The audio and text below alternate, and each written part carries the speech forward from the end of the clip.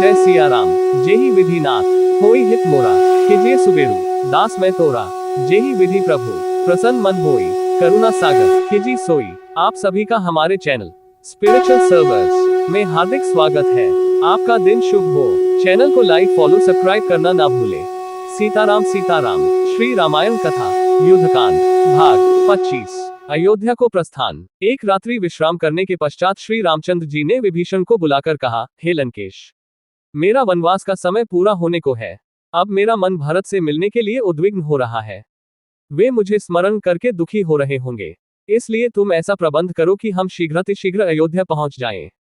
ये सुनकर विभीषण ने कहा, हे प्रभु, आप चिंता न करें, मैं एक ही दिन में आपको अयोध्यापुरी पहुंचा दूंगा।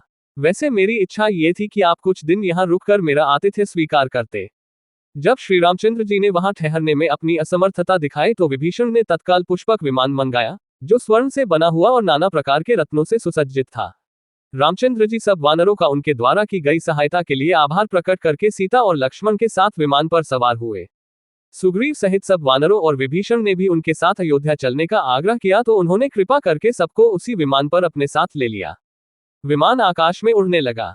रामचंद्र सीता को लंका, सागर, सुवर्णमय पर्वत, हिरण्यनाभ, सेतुबंध, किष्किंधा नगरी को दिखाकर उनका महत्व बताने लगे। बीच बीच में सीता हरण के पश्चात की घटनाओं का भी विशद वर्णन करते जाते थे।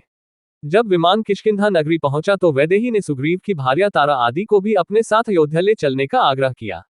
रघुनाथ जी ने विमान को वहां रुकवाकर सुग्रीव तथा अन्य युद्धपतियों से कहा कि वे शीघ्र अपने अपने परिजनों को, जो अयोध्या चलने के लिए उत्सुक हो, जाकर ले आए। श्री राम की आज्ञा पाते ही वे सब अपने परिजनों को बुला लाए। फिर विमान अपने गंतव्य की ओर चल पड़ा। विमान चलते ही रामचंद्र ने सीता को ऋषिमुख पर्वत दिखाया, जहां उन्होंने सुग्रीव से भेंट की थी। फिर उन्होंने शबरी की कथा सुनाते हुए पंपा दिखाया।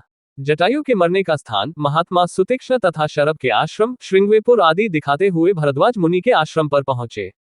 वहां उन्होंने विमान उतारा। भरद्वाज मुनि के आश्रम में पहुंचकर उन्होंने मुनि को सादर प्रणाम किया और कुशलक्षेम के पश्चात अयोध्यापुरी, भरत तथा माताओं के विषय में सूचनाएं प्राप्त की। फिर उन्होंने हनुमान से कहा, वानरराज, मैं चाहता हूं कि मेरे अयोध्या पहुंचने से पहले तुम अयोध्या जाकर पता लगाओ कि राजभवन में सब कुशल से तो है। तुम श्रृंगवेपुर पहुंचकर वनवासी निषादराज से भी भेंट करो, उनसे तुम्हें अयोध्या का मार्ग भी ज्ञात हो जाएगा। भरत से मिलकर उन्हें हमारा कुशल समाचार देना और यहाँ हुई समस्त घटनाओं से उन्हें अवगत कराना। उन्हें ये भी बता देना कि हम लोग सफल मनोरथ होकर राक्षसराज विभीषण, वानरराज सुग्रीव तथा अन्य मित्रों के साथ प्रयागराज तक आ पहुंचे हैं। साथ ही भरत की मुखमुद्रा का भी सूक्ष्म अध्ययन करना। यदि उन्हें हमारा आगमन अरुचिकर प्रतीत हो तो मुझे सूचित करना। ऐसी दशा में हम अयोध्या से दूर रहकर तपस्वी जीवन व्यतीत करेंगे। तुम शीघ्र जाकर उन्हें सब बातों की सूचना दो। प्रभु की आज्ञा पाकर हनुमान मनुष्य का रूप धारण कर तीव्र गति से अयोध्या की ओर चल पड़े। पहले वे गंगा और यमुना के संगम को पाकर श्रृंगवेपुर पहुंचे और वहीं निषादराज गुह से मिले। उन्हें श्रीराम का कुशल समाचार देकर वे परशुराम तीर्थ, वालुकिनी नदी, वावथी, गोमती आदि नदियों को पार करते हुए नंदीग्राम जा पहुंचे। अयोध्या से एक कोस की दूरी पर उन्होंने चीर वस्त्र और काला मृग चर्म धारण किए हुए दुर्बल भरत को देखा। वे तपस्यारत ब्रह्मर्षि के सदृश दिखाई दे रहे थे। भरत जी के पास पहुंचकर पवन पुत्र हनुमान ने दोनों हाथ जोड़कर उनसे निवेदन किया, देव श्री रघुनाथ जी ने आपको अपना कुशल समाचार कहलाया है और आपका कुशल समाचार पूछा है। आप इस अत्यंत दारुण शोक का परित्याग करें। आप शीघ्र ही श्रीराम से मिलेंगे। ये शुभ समाचार सुनकर भरत का हृदय हर्ष से भर उठा। उन्होंने बड़े उत्साह से पवन पुत्र को प्रेम पूर्वक अपने हृदय से लगा लिया और बोले, भैया, तुमने जो मुझे ये प्रिय संवाद सुनाया है, इसके बदले में मैं तुम्हें क्या दूं? मुझे कोई ऐसी वस्तु दिखाई नहीं देती जो तुम्हारी इस शुभ सूचना का उचित उपहार हो सके। फिर भी मैं तुम्हें इसके लिए 100 उत्तम गांव, 1,00,000 गौएं और उत्तम आचार वाली स्वर्ण, रत्न तथा आभूषणों से सुसज्जित 16 कुलीन कुमारी कन्याएं पत्नी रूप में समर्पित करता हूं। फिर बोले, सौम्य, मुझे ये बताओ कि श्री रघुनाथ जी का और वानरों का मेल मिलाप कैसे हुआ?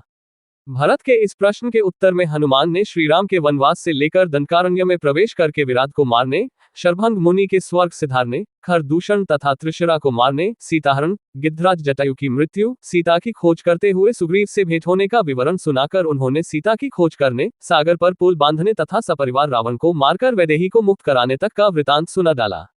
ये भी बता दिया कि अब रामचंद्र जी पुष्पक विमान से अयोध्या आ रहे हैं। जय जय सिया राम। हे रामा पुरुषोत्तमा नरहरे नारायणा केशवाय, गोविंदा गरुड़ध्वजा गुणनिधे दामोदरा माधवा। हे कृष्ण कमलाप्ते यदुक्ते सीताप्ते श्रीप्ते, वैकुंठादित्य चराचर पते लक्ष्मी ते पाहिमाम।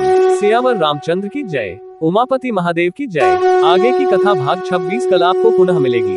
आप सभी का दिन शुभ हो। हमारे चैनल पर बने रहने के लिए लाइक, फॉलो और सब्सक्राइब करना ना भूलें। जय जय सिया राम।